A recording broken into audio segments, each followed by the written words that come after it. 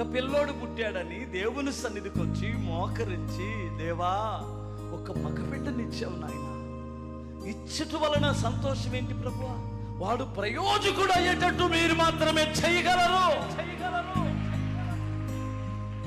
ఒక కూతురునిచ్చావు ప్రభువా, సుఖమేంటి?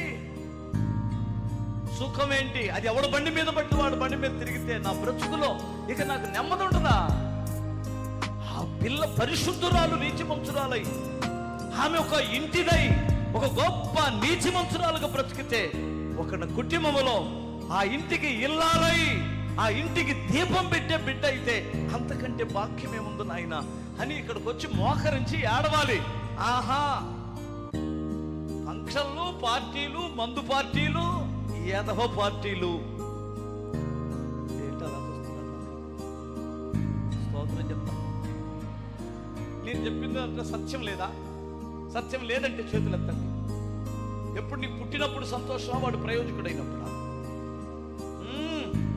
వాడు డిగ్రీ పూర్తి చేసుకొని, అర్థమవుతుందా, వాడు ఒక జాబు సంపాదించుకొని, వాడు ఒక ప్రయోజకుడై, ఒక చక్కటి భార్యను సంపాదించుకొని, ఒక ఇల్లు కట్టుకొని, తల్లిదండ్రులకి తండ్రి కష్టాన్ని భరించేవాడై, తండ్రి భారమును భరించేవాడైతే అప్పుడు కదా నీకు సంతోషం.